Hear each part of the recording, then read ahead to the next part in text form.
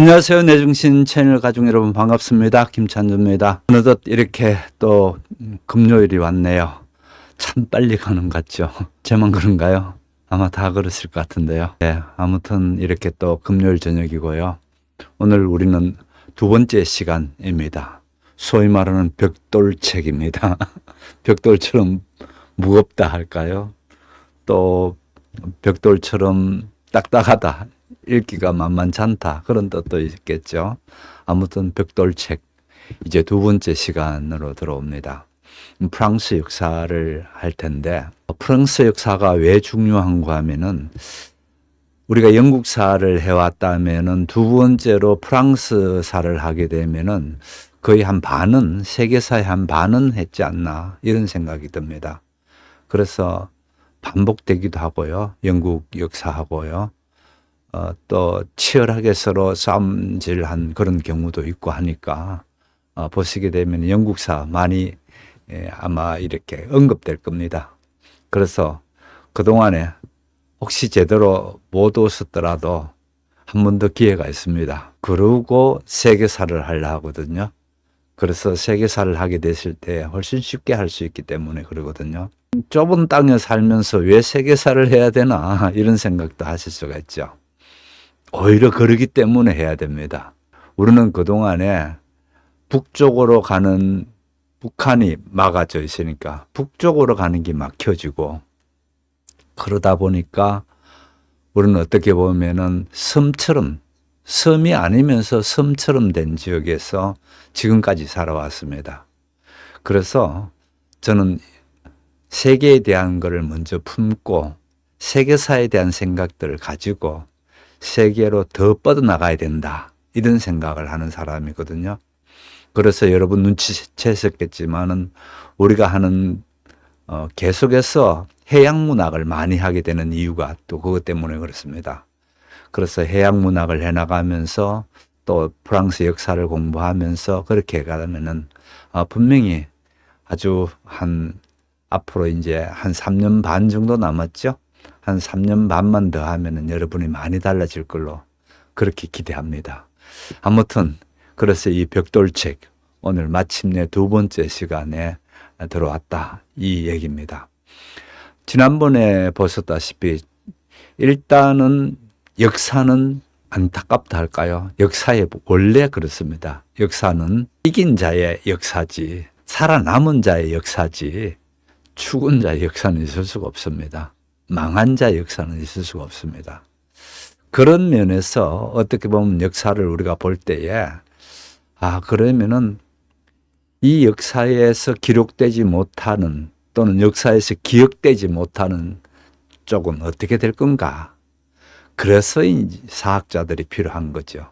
사학자들이 끊임없이 연구하면서 그렇게 할 텐데, 프랑스라는 나라, 당시는 나라도 없었습니다. 프랑스라는 말 자체도 없었고요. 갈리아 지방, 이렇게 되어 있습니다. 이 갈리아 지방을, 자기네들은 문자가 없었어요. 문자가 없었고, 로마가 아시다시피 이렇게 침범해 들어갑니다. 카이사르가 침범해 들어가면서 그때의 카이사르가 여러 가지 남겨놓은 것이 있습니다. 그게 최초의 프랑스 역사라고 볼 수 있습니다.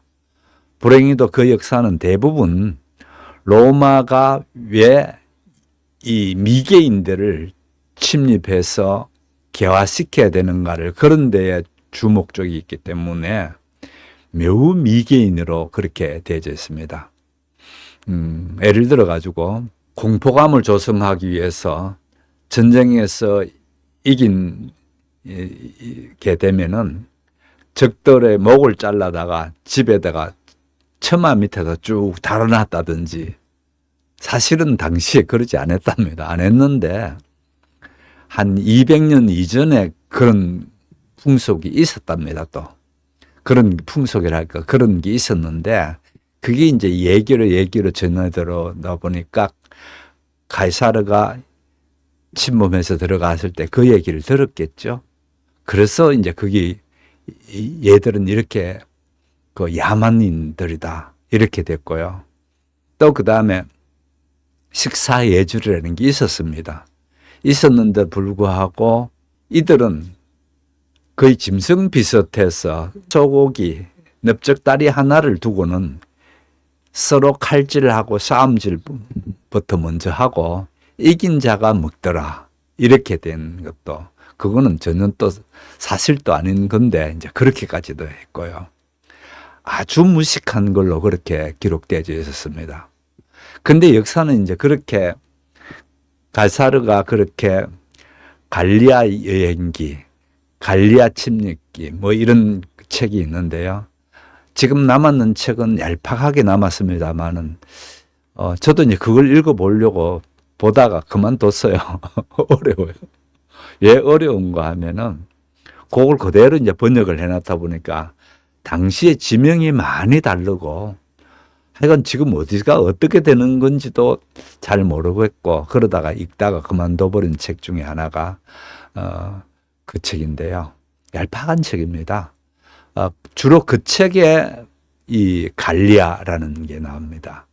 이 갈리아라는 게 로마인들이 그쪽을 불러줬던 이름이 정식 호칭도 아닙니다.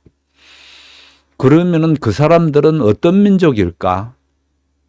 어떤 민족보다는요, 족속들이라고 보는 게 좋은데, 이 족속은 겔트족입니다. 이 겔트족이 프랑스만 그런 게 아니고, 이 겔트족이 이쪽 영국으로도 넘어가고요. 그래서 대부분 유럽에서 또 북유럽에서 내려온 겔트족이거든요. 그 겔트족의 피를 가지고 있는 사람들입니다. 그래서 나라도 없고 그 땅에 살았으면 자기 선종가 뭐 이런 생각을 할 수가 있을 텐데 그런 부분은 약간의 그 이견이 있을 수도 있습니다. 이 땅에 살면 다 그러면 프랑스의 선종가 이런 생각을 할 수가 있는데 그거는 우리는 뭐 역사 전공하는 그런 사람들 아니까 그런 작은 물줄기라든지 그걸 자꾸 들어가면 안 되니까요. 일단 큰 줄기만 볼게요. 그래서 큰 줄기로서는 이 갈리아 지방이라는 미개인들이 사는 지역이고 그랬는데 다행히 1800년대부터 1850년 이때부터 이제 고고학이 그렇게 되면서 자꾸만 뭐가 발굴됩니다. 발굴됐는데 1800년도에 발굴돼서는 고고학이 그렇게 많이 발전이 못 됐기 때문에 정확히 알 수가 없었어요. 그 중에 이제 결정적인 한 방이 나옵니다. 프랑스 땅에서 빅스라는 지역에서 한 35세쯤 되는 귀부인이었는데 이 사람의 무덤에서 그러니까 마차가 있고 마차 위에 묻혀져 있는 무덤이고요. 그러면은 이 마차뿐만 아니고 그 귀부인이 했던 장식들, 그 목걸이라든지 그런 장식들도 많이 나왔고요. 그 당시 어떤 문화인가를 볼 수 있는 결정적인 게 나옵니다. 그래서 그동안에 로마가 써놨던 그런 식의 자그마치 2000년 동안 1900년 초라고 했죠.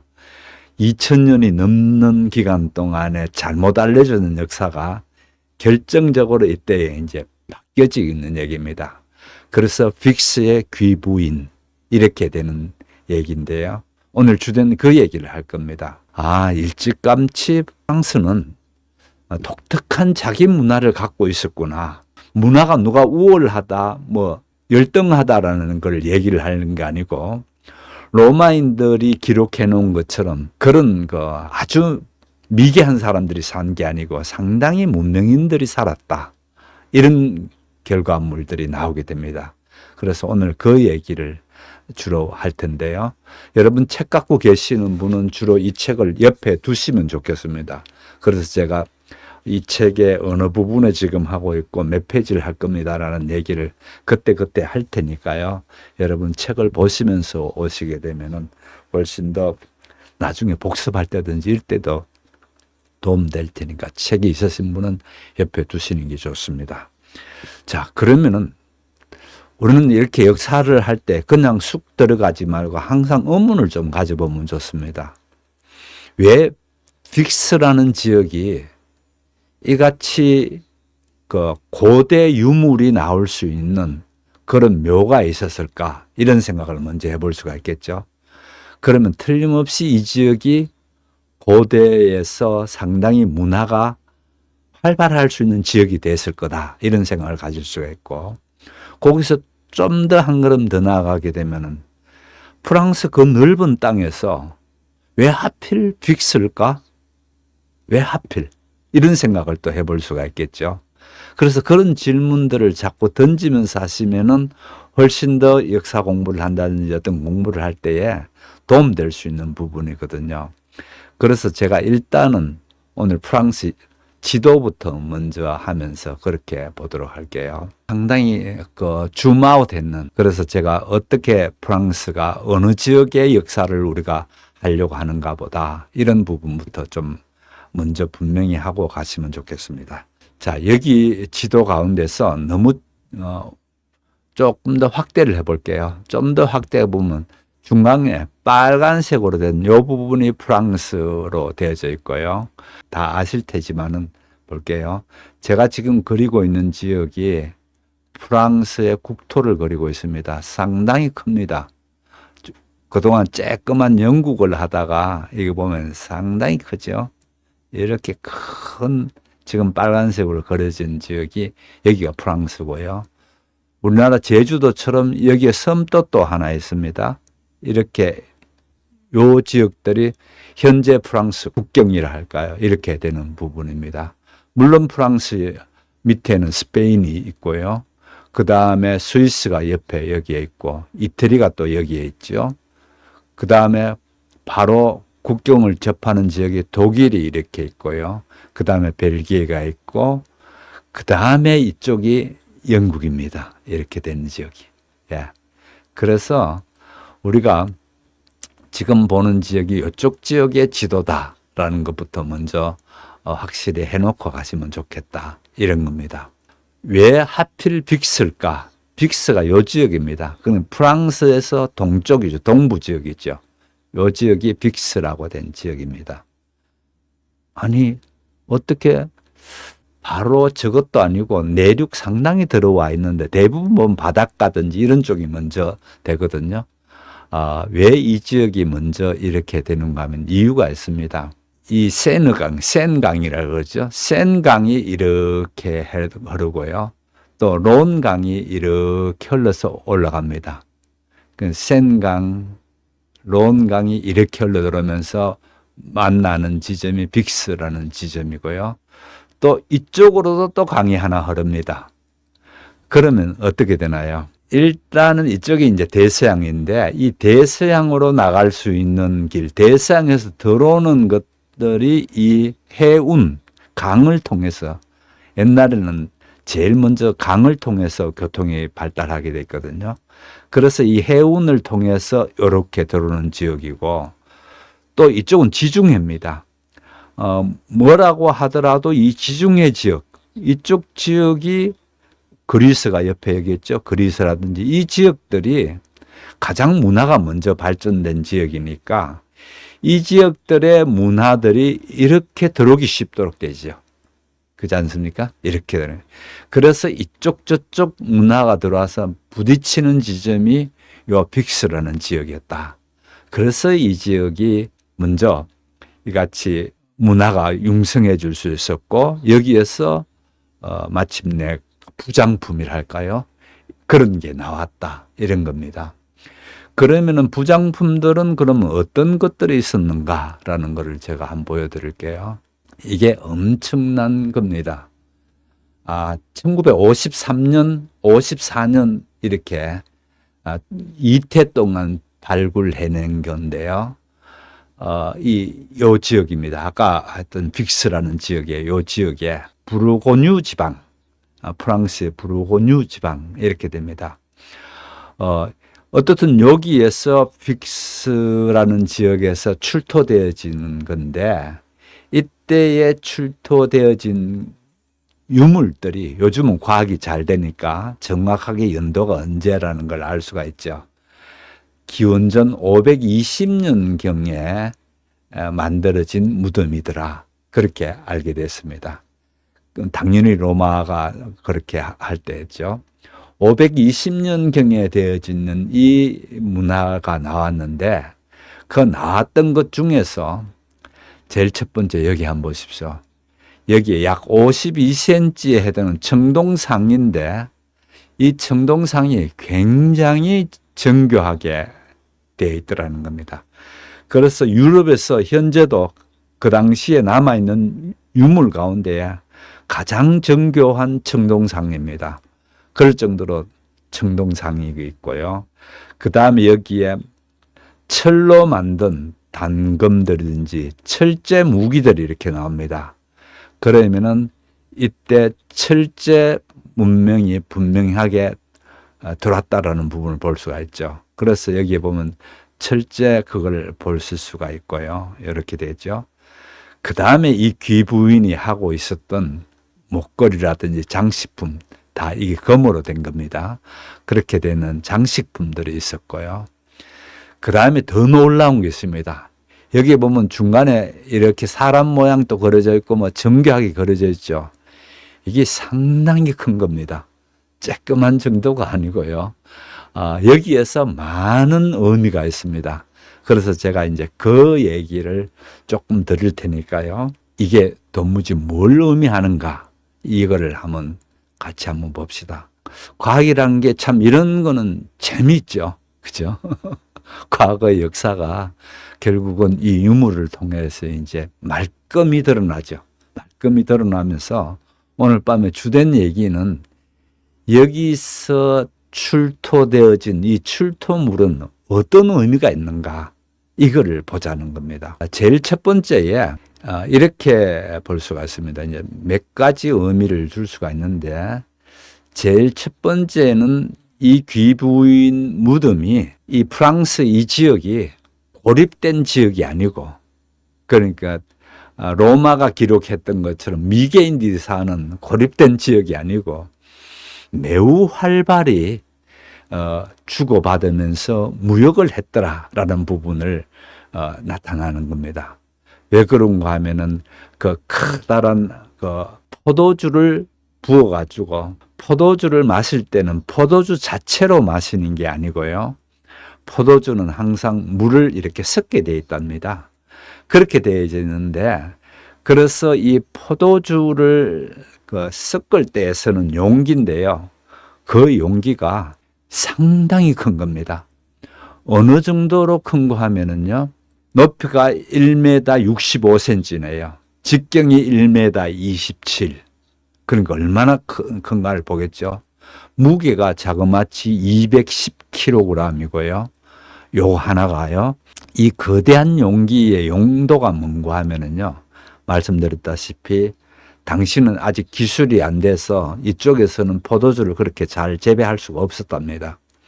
그러면 저쪽 지중해에서 가져온 포도주를 물로 섞어서 섞는 그 용도로 쓰는 용기랍니다. 그런데 이 용기가 자그마치 1100리터의 그 포도주를 만들어낼 수 있는 그 용기고요. 한꺼번에 4,500명이 먹을 수 있는 그런 큰 용기였다는 겁니다. 그러면 여러분, 요 정도 얘기만 하더라도 많은 걸 추정할 수가 있죠. 이 사람들은 이같이 큰 용기를 써야 될 만큼 어떤 권력이 있는 사람이 있었구나라는 걸 알 수가 있고요. 또 그 다음에 이들은 아까도 말씀드린 고립된 사람들이 아니었습니다. 적극적으로 알고 봤더니만은 예를 들어서 이 포도주를 담는 이거는요 그리스에서 만들어졌고요. 거기에 아까 이렇게 그림들 보셨죠? 그 표면에 새겨져 있는 부조 이렇게 것들이 상당히 그리스 그런 것들이 되어진 걸로 됩니다. 그래서 어떻든 그런 거에서 이 당시에 상당한 적이 있다는 거예요. 그 권력을 가진 여인이었다. 여기 35세 여인을 했습니다. 이 35세쯤 되는 여인은 그냥 일반인이 아니고요. 상당한 권력가였을 거다. 왜 그런가 하면은 그 외에 예를 들어서 목걸이하고 귀걸이하고 이런 것들이 조사를 해봤더니만은 프랑스에서 만든 게 아니고요. 다 수입해 들어온 겁니다. 근데 수입한 게 아니고 그 다른 나머지 것들을 조사해 봤을 때에 자기네들이 사서 가져오는 그런 게 아니고 일종의 곡물이었죠. 이 사람들이 활발하게 해외 거래를 하고 있으니까 이 여인께 갖다 바친 곡물이었다는 겁니다. 그래서 상당한 힘을 가진 쪽이 있었고, 왜 그런가 하면 당시에 사람들이 여기에서 술을 마신다고 했을 때는 주로 맥주 비슷한 것, 세르부아즈라는 건데요. 이런 술을 마셨지 포도주를 마시지 않았답니다. 포도주는 말씀드린 대로 아직까지 프랑스에서 재배할 수 있는 그런 게 안 되니까 수입해 들어오는 건데, 당시에 그같이 수입하는 포도주를 마실 만큼 이 사람들은 상당한 뭐가 있었다. 이렇게입니다. 이거를 크라테르를 합니다. 주석으로 된 크라테르를 가지고 있었기 때문에 이들은 연회 정치, 아마 연회 정치가 잘 발달됐는가 보다. 이렇게 됩니다. 그렇잖아요. 한꺼번에 4,500명이 먹을 수 있는 그렇게 큰 거를 가질 이유는 연회가 있었기 때문에 그런 걸 가졌겠죠. 그래서 카이사르가 기록했듯이 고기 덩어리를 하나 두고 칼질하면서 싸움질하는 어떤 그런 사람들이 아니었다라는 부분들을 여기서 볼 수가 있는데, 왜 그런가 하면은 당시의 권력이라는 것은 이같이 베푸는 거에서 사람들께 모여서 그 사람들께 가진 것을 베풀어 주는 거에서의 권력이 나타났다 합니다. 그러다 보니까 이 정도의 권력을 가진 사람이 같이 연애를 즐길 수 있도록 되어진 걸로 그렇게 되고, 또 이 같은 것들이 아까도 말씀드린 외국의 선물로 받은 거지 그냥 이렇게 거래하다가 생긴 게 아니었다라는 게 역사학자들이 이제 찾아내는 겁니다. 그래서 첫 번째, 대서양을 또는 이쪽 지중해를 왔다 갔다 하면서 활발한 무역을 했다라는 겁니다. 거기서 나온 유물들을 조사를 해봤을 때 그렇게 이제 결코 조그만하게 미개인으로 자기 부족에 사는 사람들이 아니고 이런 사람들이고, 두 번째는 상당한 권력을 가진 그런 문화가 형성되어 있더라라는 부분이고요. 그 다음에 세 번째에 여기에 나와 있던 그 마차인데, 이 마차는 이 프랑스 동부, 그러니까 여기서 출토되진 빅스 지역에 출토되진 이 지역에서 만든 거랍니다. 그런 거는 어떻게 하면 나무 같은 걸 조사하면 알 수가 있거든요. 이 나무를 조사해 보면은 이 지역의 나무인지 안 그러면 어느 지역의 나무인지를 찾아낼 수가 있어요.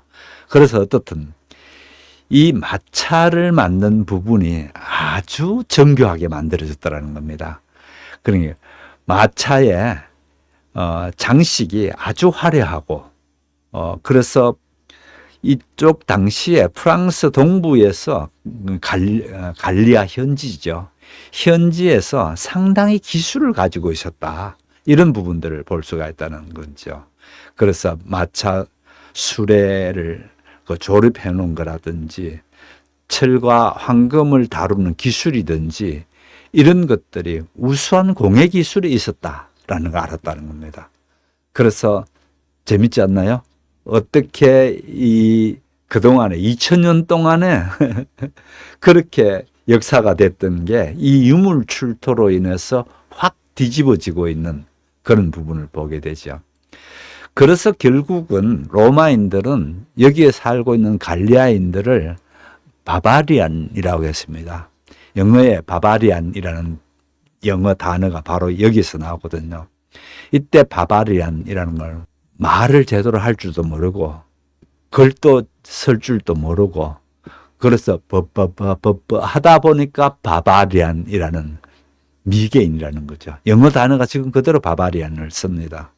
그렇게 미개인이라고 불렀는데 사실은 그거는 말씀드렸다시피 로마가 이 프랑스를 침입했는 걸 정당화시키기 위해 가지고 정치적 프로파간다로 이들을 미개인으로 만들어 버린 거지.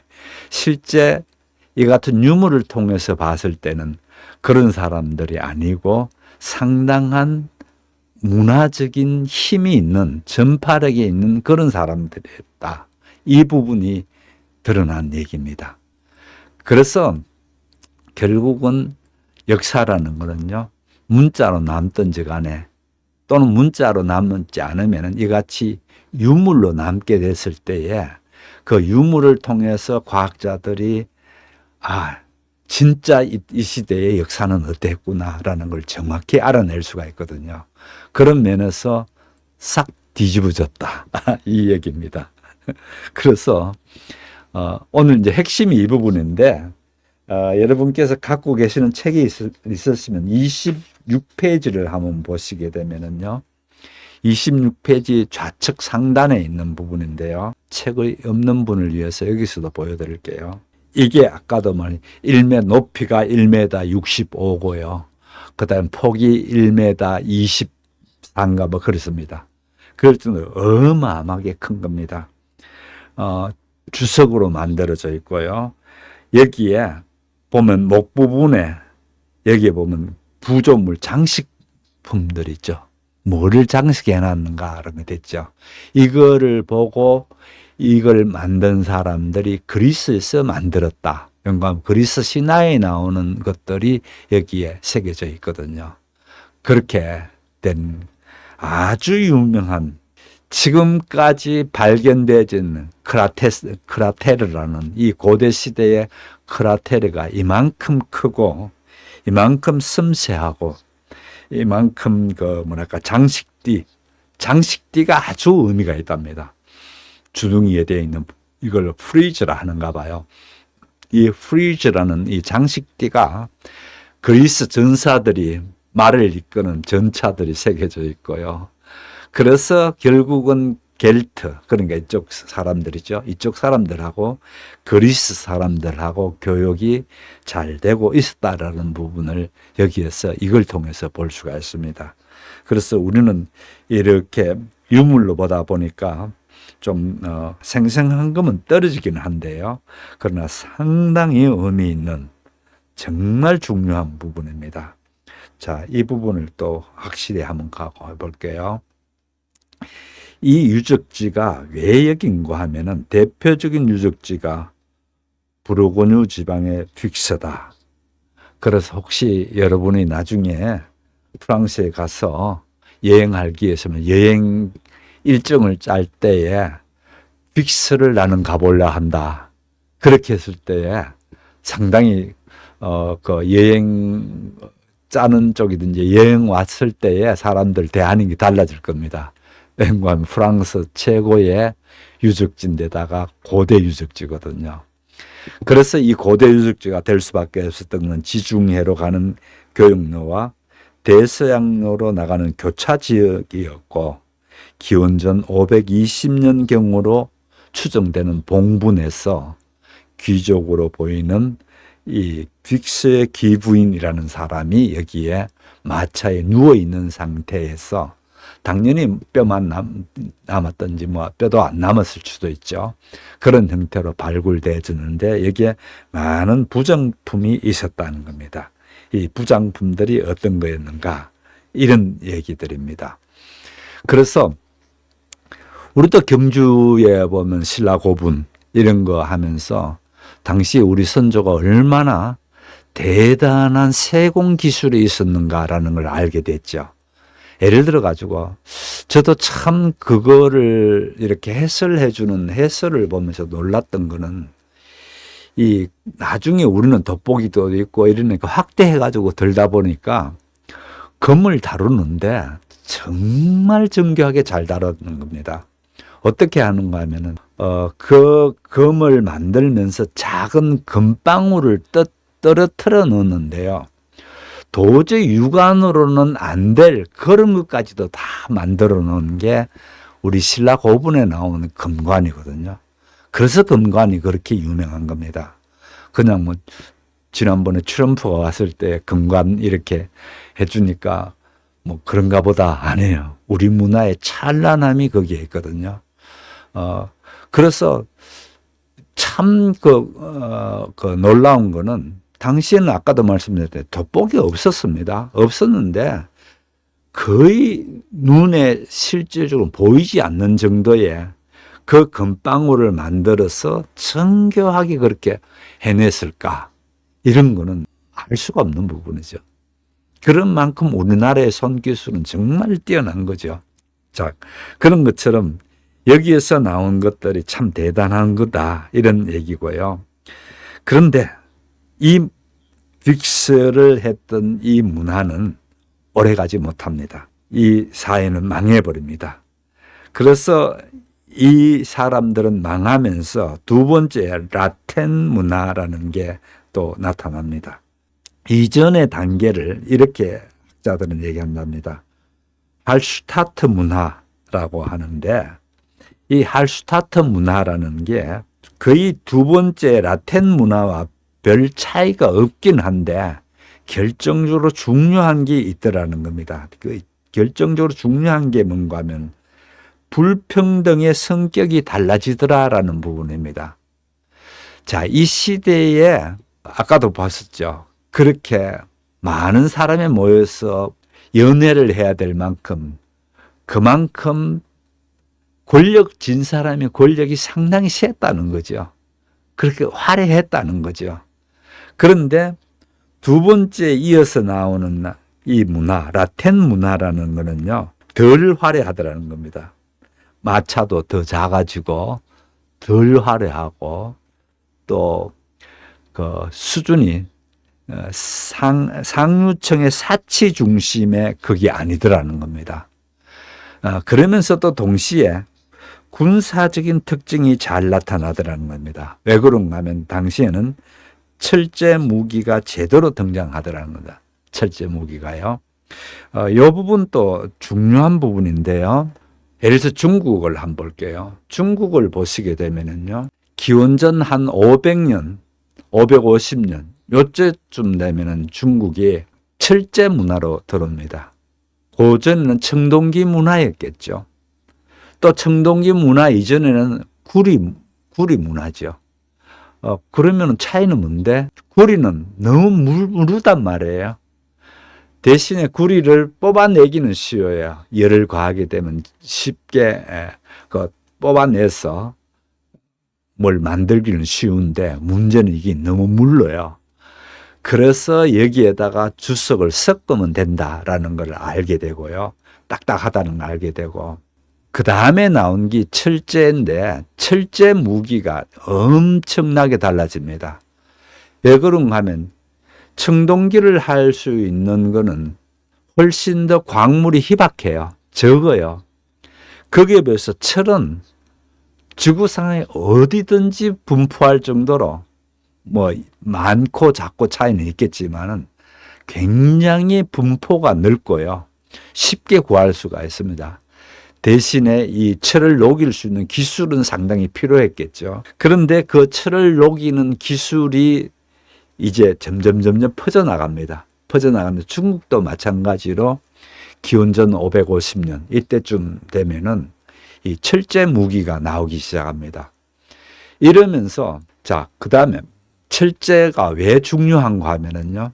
그전에 청동기를 가지고 밭을 일군다든지 이렇게 하면 깊이 땅을 팔 수가 없었어요. 쉽게 묻어지고 하니까.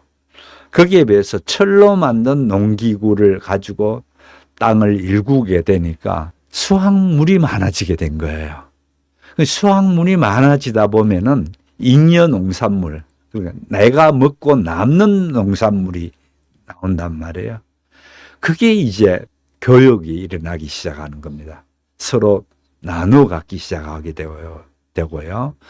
그 다음에 중요한 게 철제 무기를 만들었더니만은 아직 철제 무기를 못 만드는 녀석들을 마구 침범합니다. 왜 그런가 하면은 우수한 무기를 갖고 있으면서 과거에는 사람을 많이 데리고 있거나 넓은 땅을 갖는다는 건 별 의미가 없었어요. 지 혼자 먹고 지 혼자 사는 거에서 거의 끝나니까 이제 농경이 바뀌어지면서 잉여 농산물이 많게 되니까 이제부터는 많은 땅을 갖는 것, 이게 중요하거든요. 그러다 보니까 너도 나도 이제 옆 나라를 침범하기 시작하는데 이 시대가 중국에서 아주 어수선한 시대가 됩니다. 왜 그런가 하면 힘 있는 놈들이 또 먼저 철제 문화를 갖고 있는 여기 그러지 않는 쪽을 마구 무자비하게 그렇게 없애버리고 그렇게 되는 시대가 오는 거죠. 그렇게 암울한 시대, 정말 암울한 시대, 기준도 없고 아무것도 없을 때에 놀라운 거는요, 이 시대에 중국의 제자백가라는 여러 사상들이 다 나타납니다. 그래서 우리가 역사를 가만 보게 되면은 역사가 무조건 등 뜨시고 배부르다고 해서 발전되는 게 아니더라라는 부분을 볼 수가 있죠. 너무 사는 게 어떻게 될지 모르는데 그런 시대에 그러면 산다는 건 멀고 어떻게 사는 게 바로 사는 거고 또 어떻게 통치하는 게 맞는가 이런 문제가 나오게 되겠죠. 그래서 중국의 제자백가가 이 기원전 550년부터 시작해서 한 100여 년 동안에 있었던 어떻게 보면 중국 문화의 가장 토대를 놓는 게 이때에 만들어지거든요. 여기서도 우리가 보았다시피 철제 문화를 받아들여서 철제 문화를 썼다라는 것은 그만큼 발달됐다는 겁니다.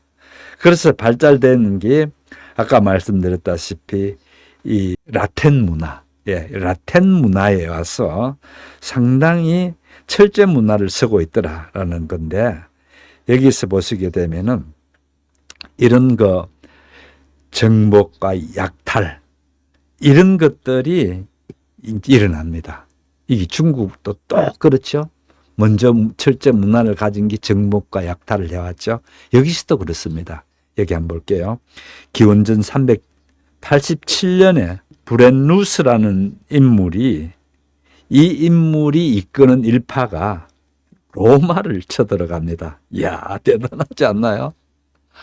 당시는 로마는 세계 최고의 나라인데다가 이쪽 프랑스 같은 경우는 로마인들이 생각할 때는 말씀드린 것처럼 무식한 놈들이 모여 사는 촌놈들이 사는 게 그건데 웬걸 이 브레누스라는 사람이 기원전 387년에 사람들을 끌고 이렇게 로마를 쳐들어갑니다. 그래서 갑자기 생각도 못한 애들이 그렇게 확 쳐들어오다 보니까 그대로 로마는 속절없이 당합니다.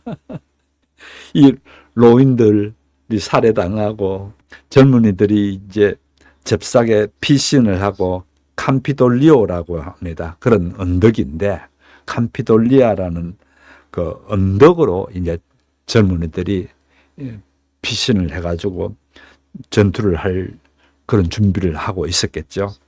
그런데 야밤에 이 갈리아인들이 어디로 가는 걸 아니까 이제 기다렸다가 밤이 되니까 야밤에 습격을 하는 겁니다.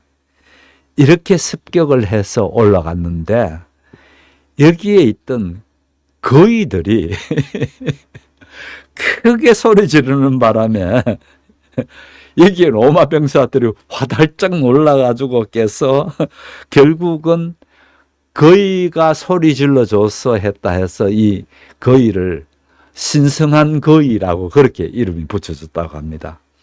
그럴 정도로 이제 이 얘기를 말씀드리는 얘기가 실제 이건 로마 역사에 나오는 얘기니까 이 갈리아인들이 약한 사람들이 아니고요.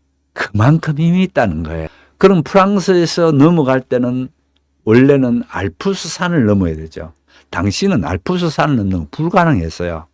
그러니까 어떻게 이쪽 밑으로 내려와 가지고 지중해 바다로 들어가 가지고 그렇게 로마로 습격해 가는겁니다. 그만큼 강하다는 거죠. 그렇지 않습니까? 당시에 세계에서 제일 센 로마를 그렇게 이렇게 했는 역사가 나오니까 절대 이 프랑스인들이 당시에 갈리아인이죠. 갈리아인들이 비실비실하는 그런 사람들이 아니었다라는 부분입니다. 그러면 군사력만 강했는가? 그건 또 아니라는 겁니다. 고고학 발굴 결과 갈리아 사회는 과학, 예술을 갖춘 세련된 문명이라는 사실이 밝혀졌다. 그러는데 자, 한번 보세요. 왜 그런가 하면 프랑스 했을 때 아시다시피 예술, 문화라는 게 가장 큰 세계적으로 가장 발달된 역사를 갖고 있는 게 프랑스거든요. 그게 우연히 된 게 아니고 이미 기원전 200 지금 70 몇 년입니까? 이때부터 있었던 일이라는 겁니다. 그래서 지금 그거를 얘기하고 있습니다. 그런데 세련된 문명을 갖고 있더라. 이 부분입니다. 여기 있어요. 세련된 문명. 이 세련된 문명이 예술을 갖춘 세련된 문명. 그 다음에요. 계급들을 얘기합니다. 사회계급은 크게 기마, 전사, 귀족, 지식인, 드루드인을 합니다. 그 다음에 평민 이렇게 구성됐다고 했습니다. 자, 또다시 제가 한번 볼게요. 이렇게 됩니다. 사회계급이 있는데 기마, 전사, 귀족 그러니까 싸움을 한다든지 이런 사람들이 가장 높은 위치에 있었다는 거죠. 그 다음에 지식인이라고 할 수 있는 드루이드인이라는 게 있는데요. 이 드루이드는 상당히 중요합니다. 왜냐하면 이 드루이드인이 이쪽 영국에도 영향을 미치게 되고요. 그러는 지식인인데 조금 이따가 이 부분들을 좀 말씀드릴게요. 일단은 이때 어떻게 구성됐는 걸 한번 볼게요. 요만큼 두고요. 그 다음에 평민으로 이렇게 구성되어 있더라는 겁니다. 어떻든 여기에도 예를 들어 가지고 군사, 행정 이런 걸 담당하는 요런 청이 있었고 이름까지 다 외울 필요는 없습니다. 요런 청이 있었고 그 다음에 전투에 나가서 전리품을 가져오고 노예를 뺏어온다는 그런 사람들이 있고 또 그 다음에 중요한 부분인데요. 아직 화폐는 없었다 합니다. 화폐는 없었는데 정려 경제 성격이 강했다라는 부분입니다. 요 정려 경제라는 부분을 좀 설명드릴게요. 정려 경제는 이겁니다. 우리처럼 자본주의 경제라든지 경제가 돌아가는 핵심은 인간의 욕심에 따라 가지고 지금 인간의 소유욕이든지 이런 거를 기반으로 해서 되지 않습니까? 당신은 그런 건 아니고요. 정려 경제는 자기가 뭐를 갖게 되게 되면은 사람들께 핏줄게만 주는 게 아니고요. 사람들께 나누어 주는 경제입니다.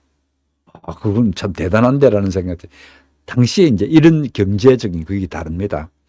결국은 사람들 부를 가진 집단이 그러지 못한 사람들을 나누어 주면서 그 나누어 주는 건 대표적인 게 이겁니다. 아래 사람들이 결혼, 여기 밑에 보면 나오죠. 결혼, 집 짓기, 토지 획득 이럴 때에 이 사람들이 적극적으로 나서서 거기에 도움을 주는 겁니다. 그러다 보면은 이 사람들은 품성이 워낙 고와서 그랬을까요? 그러진 않습니다. 그러진 않고요. 왜 그런가 하면은 이 정려해 주는 것, 이렇게 나눠 주는 여기에서 뭔가 하면 물질적 도움을 받은 사람과 도움을 준 사람과의 종속 관계가 이렇게 형성됩니다. 극단적으로 말해 가지고요. 도움 받는 사람은 자기 목숨을 나중에 도움 주는 쪽으로 나오게 되죠. 그렇잖아요. 나를 그렇게 도와줬으니까 어려울 때 되면은 우리 바깥에서 사람이 쳐들어가서 우리가 싸우자. 그렇게 하면 자기 목숨 내놓고 이제 거기에 자기께 도와준 사람들하고 더불어 나가게 되는 이런 관계죠. 주종 관계는 아니고요. 예, 이렇게 아주 어떻게 보면 좀 좋은 그런 관계긴 한데 하여튼 이 시대의 사회를 얘기하고 있습니다. 그래서 이 시대는 재산 축적이 없었습니다. 왜냐하면 그만큼 많으면 그만큼 많이 나눠주고 많이 나눠주는 게 일반화되어 있다 보니까 지금처럼 얼마 전에도 어떤 분하고 얘기하면서 이런 얘기가 나왔어요. 갈수록 부자는 더 부자 되고요. 없는 사람은 갈수록 더 힘드는 세계가 아닙니까? 이제 저보고 그랬어요. 예, 맞아요. 그거는요, 우리나라만 안고 있는 고민이 아니고요. 특히 미국 같은 나라가 제일 고민스러운 부분이 이 문제입니다. 부의 편중화 현상이 사회가 발전되어지고 역사가 진행되면 진행될수록 더 심해지더라는 겁니다. 그러면 어떡하나요? 이제 이런 얘기예요. 그러니까요. 그러니까 우리 역사가 지금 자본주의의 막바지 왔지 않는가. 저는 그렇게 봅니다. 왜 그런가 하면은 계속 그렇게 돼 가지고는요. 절대 사회가 지속될 수가 없거든요. 아무튼 그런 얘기인데요. 이제 그 남은 시간 동안에 한번 정리를 하면서 볼게요. 한마디로 갈리아 사회. 그렇게 무식한 사람들이 아니고 기원전 3세기부터는 적극적으로 로마와 접촉을 하면서 로마의 영향을 강하게 받았고 무엇보다 철기 문화를 받아들이면서 숲을 개간하고 철 보습을 한 경쟁기, 그러니까 땅을 잘 일궈낼 수 있는 거죠. 그런 게 나왔고, 그 다음에 여기에 보면은 화폐입니다. 금으로 나온 이제 화폐도 나오게 되고요.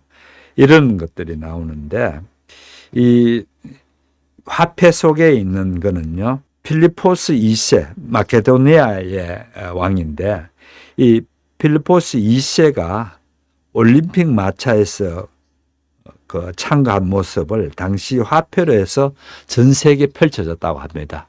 그런 화폐도 사용할 정도로 그렇게 문화가 잘 발달됐다는 거죠. 그래서 아무튼 이때에 나온 이 문화들이 만만찮은 건데 이 부분입니다. 아주 중요합니다. 이 부분이요. 드래곤 돔이랍니다. 왜 드래곤 돔이라는 게 이건 뭐야? 아무렇게나 만드는 거 아니에요. 이게 상당히 중요한 건데요. 당시에 갈리아인들이 갖고 있던 정신세계를 볼 수 있는 대표적인 유물이기 때문에 그러거든요. 이때의 갈리아인들이 아까 말씀드린 드루이드라는 사람들이 있었죠. 지식인 계급이라 했습니다. 이 지식인 계급은 이 갈리아만 그런 게 아니고 이 유럽 전체로 또 퍼져나갑니다. 이 사람들은 어떤 사람인가 하면은 이 사람들은 거리 없습니다. 이 치명적인 이제 이거죠. 그러니까 이제 문제가 되긴 한데 거리 없었고요. 그 집단에 들어와서 일찌감치 사제로 교육을 받습니다. 이 사제로 교육받을 때는 전부 다 외우는 겁니다. 왜 그 사람들은 글로 남긴다든지 그거를 금기시했는가 하면은 글로 남겨가지고 이거를 보는 사람들이 잘못된 방식으로 이거를 오용할 수 있다. 그래서 우리는 철저히 훈련받은 사람들이 머리로 기억했는 것만 가지고 그 사람들이 종교 사제가 돼야 된다고 합니다. 드루이드라 합니다. 그걸요. 그런데 이 사람들은 제사 지내는 사제 정도가 아니고요. 모든 것들의 어른격입니다. 그건 지식인이죠. 최고의 지식인이 이 드루이드입니다. 이 드루이드들은 과학적인 특히 천문학이 잘 발달되고 천문학도 잘 발달되고 그랬는데 어떤 거를 형상을 만드는 거를 상당히 수준 낮은 걸로 보는 겁니다. 그래서 형상을 만들지 않고 형상 한 번 더 들어갑니다. 한 번 더 들어가 추상화 시켜버립니다.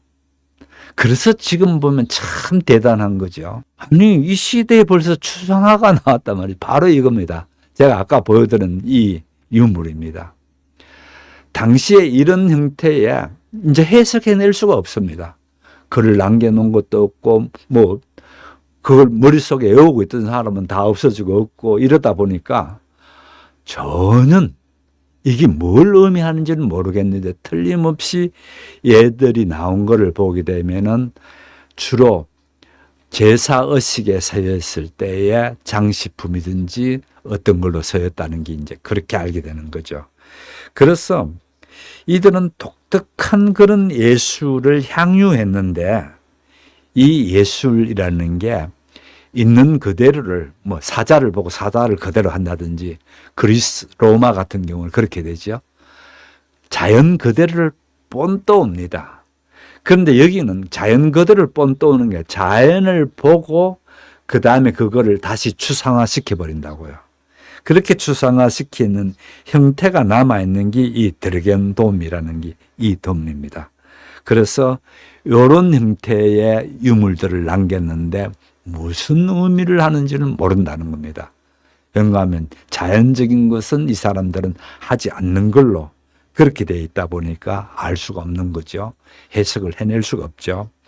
아무튼 이들은 매우 독특한 예술을 가졌고 무엇보다도 이들은 전차, 마구, 의상, 무기 등에 이 같은 무늬들이 들어가 있더라는 겁니다. 그래서 뭔가가 이 의미가 있다는 거죠. 예, 그래서 이 같은 이미지를 주로 사용했는데 그 가운데 결정적인 거는요. 1999년 그러니까 얼마 안 됐죠. 1999년 파리의 그 공항, 이 공항을 확장하는 중에 그게 나온 유물 가운데에 이런 드래곤돔이라고 된 이런 유물이 나온 겁니다. 그래서 참 재밌죠. 2000년이나 다 돼서 이런 게 나왔고 그런데 아마 자세히 봤더니만은 제일 위층에는 왜 드래곤이라는 말이 들었는가 하면은 괴물들이 이빨을 물고 있는 것 아닌가 그렇게 보는 겁니다. 그렇게 되면서 이들의 세계관을 여기서 볼 수 있다라는 부분인데 아무튼 그 세계관은 어떤 세계관인지는 전혀 그 종교가 남아있지 않으니까 기독교 이전에 있던 종교들입니다. 그래서 이런 종교들을 갖고 있더라 이 얘기입니다. 그 다음에 한번 보십시오. 이 같은 게 어디로 또 넘어갔는가 하면요. 그 다음 요 부분 한번 보십시오. 여기도 뭔가 참 의미가 있는 것 같죠. 이게 뭔가 하면은요. 덴마크에서 1891년에 발견된 겁니다. 직경 69cm, 그냥 자그마한 그릇 주변에 결에서 그려져 있는 겁니다. 만들어져 있는 건데 분명하게는 뭔가를 모른다는 겁니다.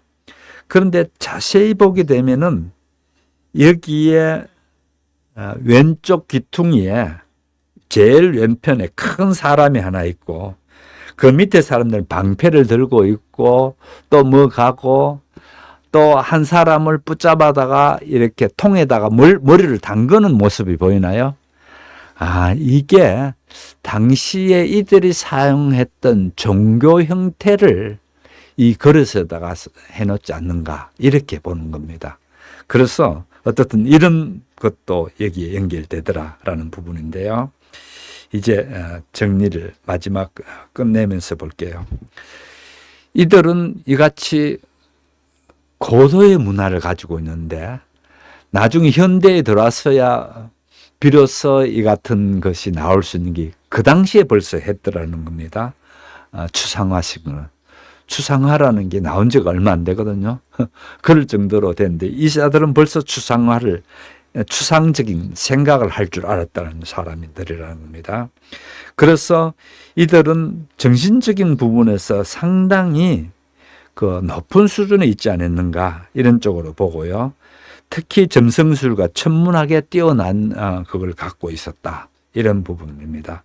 그래서 그저 한 지역에 고립되어 있었던 게 아니고 상당히 이들은 연구하면 이 드루이드가 이쪽 프랑스에서 끝나는 영국이나 다른 나라도 이제 그렇게 전해서 그런 종교가 퍼져나가고 있었거든요. 그래서 실제 드루이드 중에 한 사람, 유일하게 드루이드 중에 한 사람 이름이 알려져 있습니다. 디비키아쿠스라는 사람이 유일하게 드루이드면서 이 사람이 아이두이족이었다라는 게 기원전 2세기의 로마의 기록에 의해서 남아 있습니다. 이 사람들은 문자가 없고 기록을 하지 않는다고 했죠. 로마의 기록에 남아 있더라는 겁니다. 그런데 이 로마의 기록이 남았는 거는 자기 동네에 그 침범을 당해서 로마 원로원과에 만나서 이 그 침범의 문제를 어떻게 하면 도움을 줄 수 있느냐 이런 문제를 했더라는 겁니다. 그래서 상당히 정치적인 뭐도 있지 않았는가 이런 기록이 남아 있는 걸로 봐서 그래서 자 마지막 문장을 제가 읽고 마칠게요. 마지막 문장을 한번 보십시오. 갈리아는 이 문장입니다. 결론 부분이죠. 다른 고대 문명보다 우월하지도 열등하지도 않다. 단지 다를 뿐이다. 그런데 점차 로마의 영향이 크게 작용하면서 변화를 맞았다. 너무나 강력한 외래 문명에 갈리아가 저항하지 못하고 점차 빨려 들어간 것이다. 갈리아는 이런 과정을 거치면서 지중해 지역의 다른 고대 문명과 비슷해졌다. 이 얘기가 결론 부분입니다. 자, 함께해 주신 여러분 감사드리고요. 내일은 8시에 뵙도록 하겠습니다. 대단히 감사합니다. 안녕히 계십시오.